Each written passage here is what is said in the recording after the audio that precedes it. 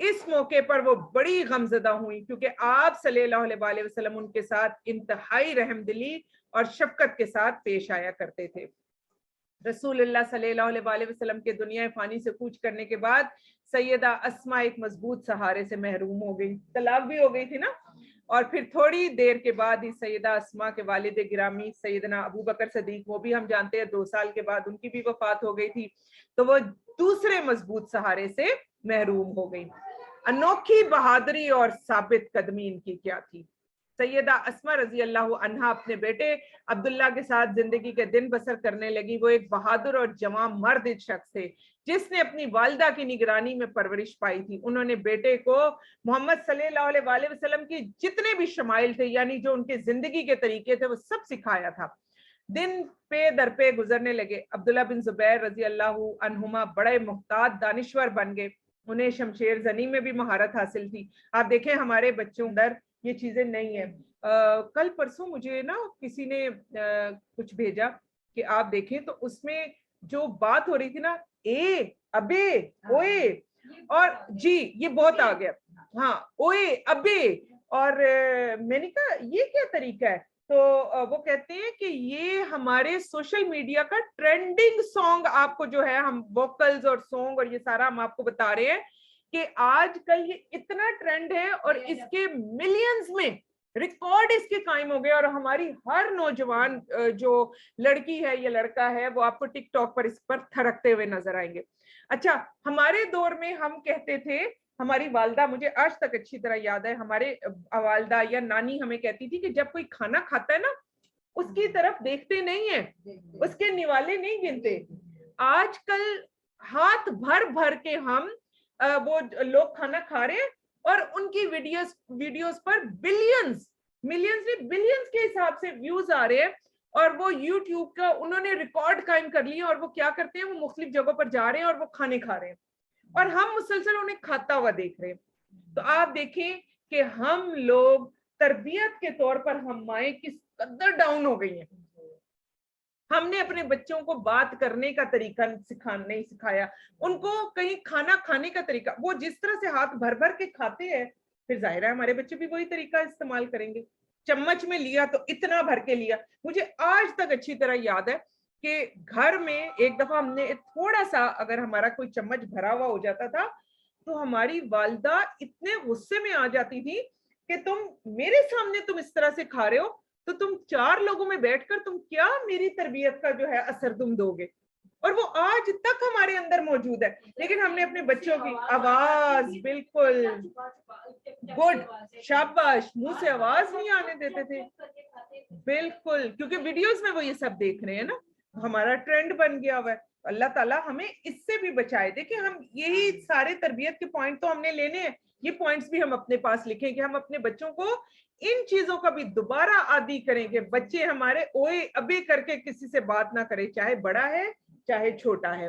پھر اسی طرح ایسا ہوا تھا کہ یزید بن ابی سفیان رضی اللہ عنہما کے بعد مروان بن حکم بھی سیدنا عبداللہ بن زبیر رضی اللہ عنہما کو اپنا زیر فرما بنانے میں کامیاب نہیں ہو سکے، کیونکہ حضرت عبداللہ بن زبیر بات کرتے تھے اللہ تعالیٰ کی، اور کوئی بھی ان کو نیچے دبانے لگتا تھا تو یہ دبتے نہیں تھے۔ اب کیا ہوا، حکومت پر حکومت بدلی، حکومت نے ان کو اپنے ہاتھ میں لینے کی کوشش کی، انہوں نے کہا جی میں تو ہاتھ میں نہیں آتا، اللہ تعالیٰ کے جو اس میں تھے زیر فرما تھے۔ پھر کیا ہوا، جب اس کا بیٹا عبد المالک بن مروان وہ بادشاہ بن گیا تو اس نے عراق کے گورنر حجاج بن یوسف کے ساتھ اس بات پر اتفاق کیا کہ عبداللہ بن زبیر کو طاقت کے زور پر مطیع فرمان بنا لیتے، یہ ویسے تو نہیں مانے گا۔ اس مقصد کے لیے مکہ معظمہ پر چڑھائی کی جائے، اگر وہ اطاعت قبول نہ کرے تو اس کا کام تمام کر دیا جائے، یعنی مار دیں اس کو۔ حجاج اپنا لشکر لے کر مکہ معظمہ پہنچا، اس نے وہاں پہنچ کر جبل ابو قبیس کی چوٹی پر توپ نصب کر لی، مسجد الحرام اور کعبۃ اللہ پر گولہ باری شروع کر دی۔ اگر ہوا تو انشاءاللہ تعالیٰ آپ کو کبھی میں حجاج بن یوسف کے بارے میں بھی پڑھاؤں گی۔ دین میں اس کی بہت ساری اچھی چیزیں بھی تھیں، لیکن اس نے دین کو نقصان بھی بہت زیادہ پہنچایا تھا، تو یہ کبھی ہوا تو انشاءاللہ اس کے بارے میں آپ کو پڑھاؤں گی۔ اب آپ دیکھیں یہ ابو قبیس کی چوٹی پر توپ نصب کرتا ہے اور کہاں یہ پھینک رہا ہے گولے، خانہ کعبہ کے اندر، کتنی بڑی بات ہے۔ اور یہ کیوں پھینک رہا ہے؟ کیونکہ سیدنا عبداللہ بن زبیر اور ان کے ساتھی مسجد الحرام میں انہوں نے پناہ لے لی تھی، اور مسجد الحرام کو اندر کوئی پناہ لے لے تو اس کو مارنا الاؤ نہیں تھا، اس لیے وہاں پر بھی گولے پھینکے۔ اب جب انہوں نے محاصرہ بڑا سخت کر لیا تو سیدنا عبداللہ بن زبیر موقع پا کر اپنی والدہ کے پاس چلے گئے تھوڑی دیر کے لیے کہ چلو مرنا تو میں نے ہے، والدہ کی بھی شکل دیکھ لوں اور ان سے کچھ نصیحتیں لے لوں۔ سیدنا عبداللہ بن زبیر نے اپنی والدہ کو بڑے واضح انداز میں بتایا کہ بیشتر ساتھی ان کو چھوڑ کر چلے گئے، محاصرہ بڑا سخت ہے، حالات بڑے کٹھن ہیں۔ سیدنا اسماء رضی اللہ عنہا نے اپنے بیٹے کو نصیحت کرتے ہوئے کہا، بیٹا قتل ہو جانے کے ڈر سے اپنے دینی جذبات کو پامال نہ کرنا، قتل ہو جانے کے ڈر سے دین کو نہیں چھوڑنا۔ آپر میں ہوتے تو ہم کہتے دیکھو دین میں یہ بھی تو ہے کہ جب ضرورت پڑے تو پھر تھوڑی دیر کے لیے مان جاؤ کہ ہاں میں تمہارے ساتھ ہوں، اور پھر بعد میں پلٹ جانا، ہم یہ بھی تو کہتے ہیں نا۔ انہوں نے کہا نہیں۔ سیدنا عبداللہ بن زبیر رضی اللہ عنہ نے فرمایا، اماں جان مجھے اندیشہ ہے کہ وہ مجھے قتل کر کے میری لاش کے ٹکڑے ٹکڑے کر دیں گے۔ کسی بھی ماں کے لیے یہ، میں کہتی ہوں کوئی بھی ماں ہو، بڑے سے بڑا دل گردہ رکھنے والی ماں بھی تو وہ یہاں آ کر پگھلے گی۔ سیدہ اسماء نے فرمایا، بیٹا بکری کو جب ذبح کر دیا جاتا ہے پھر اسے کیا کہ جس طرح بھی اس کے گوشت کو کاٹا جائے اس سے کوئی فرق نہیں پڑتا۔ کیسے اپنے بیٹے کو تیار کر رہی ہے کہ دینی معاملات میں نیچے نہیں ہونا، چاہے تمہیں کاٹ ہی دیا جائے۔ اور پھر کہا بیٹا جاؤ اللہ کی مدد طلب کرو، اپنی بصیرت کے مطابق عمل کرو۔ سیدنا عبداللہ بن زبیر رضی اللہ عنہما اپنی والدہ کے پاس سے اٹھے، بڑی بہادری کے ساتھ میدان میں اتر کر دشمن سے مقابلہ کرنے لگے، بار بار یہ شعر پڑھنے لگے۔ اور شعر کس کے لیے پڑھ رہے تھے؟ اپنی ماں کے لیے۔ اسماء ان قتلت لا تبکینی لم یبق الا حسبی و دینی وصارم اللہ انت بہ یمینی۔ اے میری والدہ سیدہ اسماء، اگر میں قتل کر دیا گیا تو آپ مجھ پر آہو بقا نہ کرنا، میرا خاندان اور دین باقی رہے گا۔ باقی رہ گیا نا، آج ہم پڑھ رہے ہیں، دیکھیں کتنے سالوں کے بعد، 1500 سال اگر نبی پاک صلی اللہ علیہ وسلم کے، کچھ کہتے 1600 سال ہو گئے، تو اس کے بعد اگر ہم 200 پیچھے کر لیں تو 1300-1400 سال تو ان کو بھی ہو ہی گئے۔ کتنے سالوں کے بعد ہم ان کے بارے میں آج پڑھ رہے ہیں، ہم نے محفل سجائی ہوئی ہے آج اپنی ان کے نام سے۔ انہوں نے کہا میرا خاندان اور یہ دین باقی رہے گا، ہم سب مسلمان ہیں الحمدللہ۔ میرا دایاں ہاتھ تیز تلوار کے ساتھ نرم پڑ گیا۔ سیدنا عبداللہ بن زبیر رضی اللہ عنہما کب تک ظالم ٹولے کے سامنے ڈٹے رہتے، پورے جوش و جذبے کے ساتھ دشمن کے ساتھ لڑے، اور اس دوران میں مسجد کا ایک ستون ٹوٹ گیا اور ان پر آ کر گرا، جس سے وہ شہید ہو گئے۔ امام مسلم رحمہ اللہ علیہ اپنی کتاب صحیح مسلم میں سیدنا عبداللہ بن زبیر رضی اللہ عنہ کی شہادت کے واقعے پر کو بیان کرتے ہوئے لکھتے ہیں کہ سیدنا عبداللہ بن زبیر رضی اللہ عنہما کو شہر کی ایک گھاٹی میں دیکھا گیا، ان کی لاش پڑی ہوئی تھی، ان کے پاس سے قریش اور دوسرے لوگ چپکے سے دیکھتے ہوئے گزرتے جا رہے ہیں۔ جب سیدنا عبداللہ بن عمر رضی اللہ عنہما وہاں سے گزرے تو لاش کو دیکھ کر رک گئے، یہ حضرت عمر کے بیٹے تھے، اور 3 مرتبہ لمبی آہ بھرتے ہوئے کہا، اے ابو خبیب السلام علیکم۔ پھر غمزدہ ہو کر 3 مرتبہ کہا، اے ابو خبیب میں تجھے قابلہ رائی سے روکا تھا، کیونکہ یہ روک رہے تھے، انشاءاللہ ہم پڑھیں گے ان کے بارے میں بھی، اور اللہ کی قسم میری معلومات کے مطابق تو روزے دار، عبادت گزار، صلہ رحمی کرنے والا تھا، اللہ کی قسم تو امت کا ایک بہترین فرد تھا۔ یہ کہتے ہوئے سیدنا عبداللہ بن عمر رضی اللہ عنہما وہاں سے چل دیے۔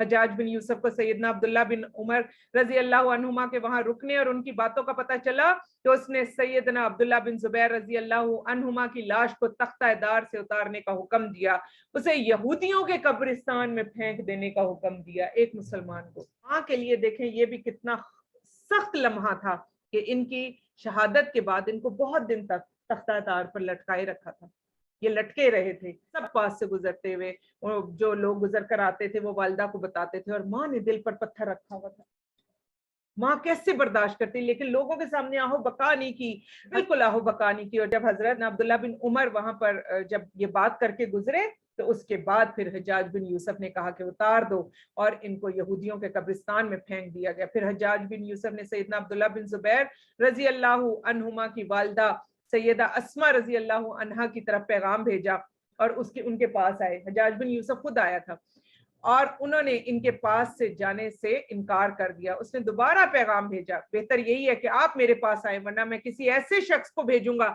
جو تیرے سر کے بالوں سے پکڑ کر گھسیٹ کر میرے پاس لائے گا. یہ کس کو کہا جا رہا ہے؟ صحابیہ رسول کے بارے میں بات ہو رہی ہے صلی اللہ علیہ وسلم کے.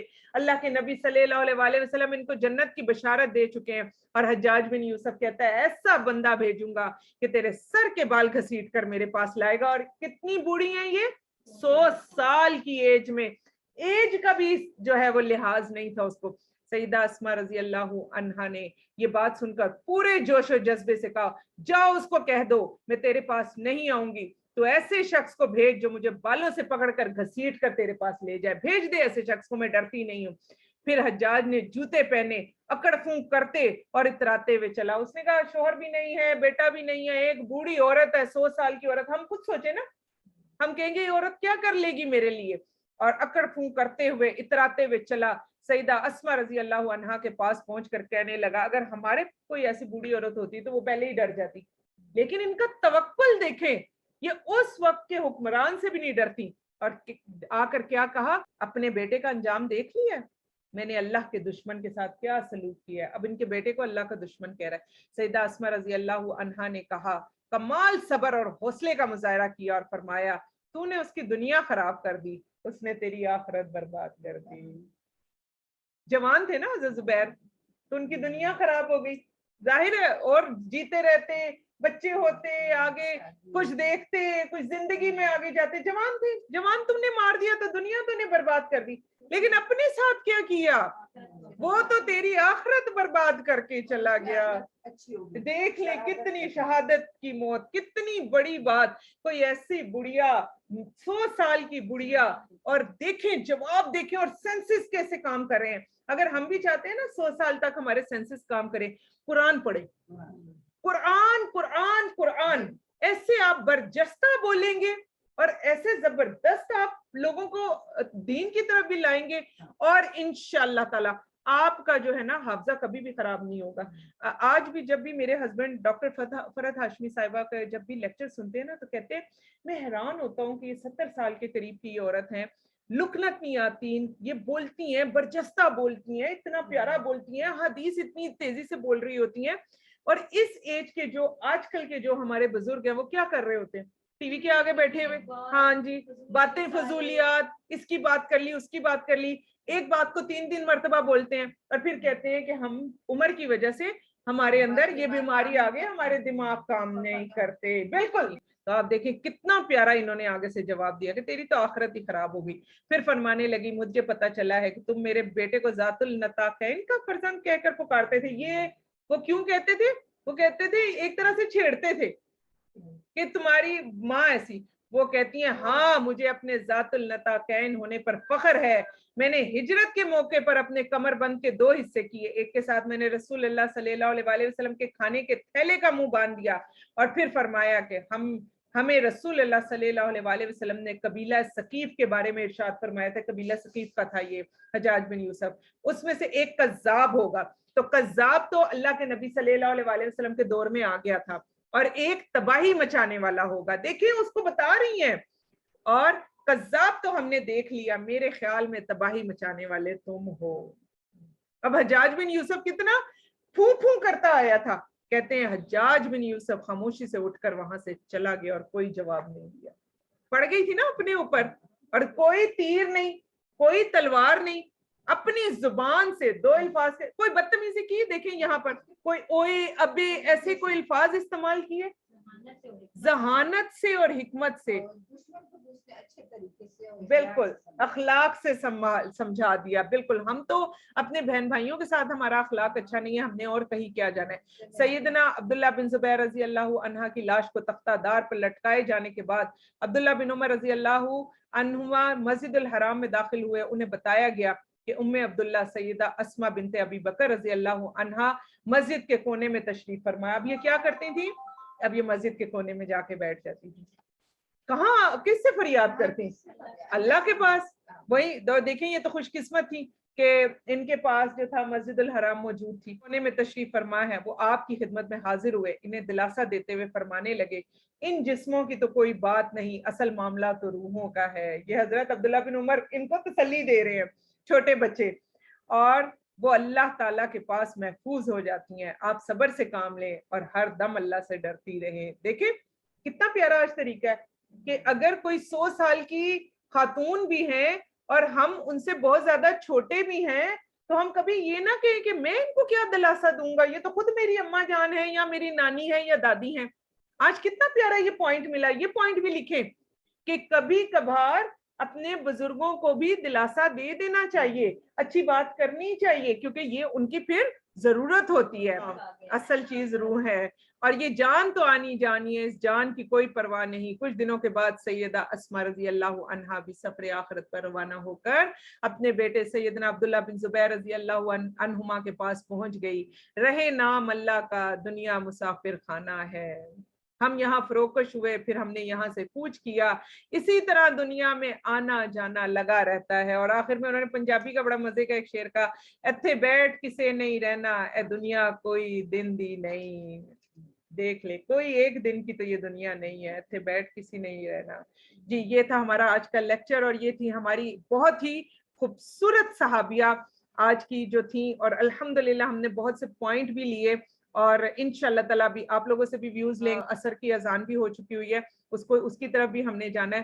یہیں پر اپنے لیکچر کا اختتام کرتے ہیں۔ سبحانک اللہم و بحمدک، نشہد ان لا الہ الا انت، نستغفرک و نتوب الیک۔ اللہ سبحانہ و تعالی ہم سب کا یہاں آنا، بیٹھنا، سننا اور سنانا قبول فرمائیں، اور اللہ کرے کہ ہم ان بہترین لوگوں میں، ان بہترین ماؤں میں شامل ہو جائیں کہ مرنے کے بعد جب وہ اپنے بچوں سے جنت کے اعلیٰ بالا خانوں میں ملیں تو مائیں بھی سرخرو ہوں اور بچے بھی سرخرو ہو جائیں۔ آمین یا رب العالمین۔ دعا کریں کہ اللہ تعالی ہمیں اچھی مائیں بننے کی توفیق عطا فرمائے، یہی سب کچھ ہماری نسلوں تک بھی جائے انشاءاللہ تعالی۔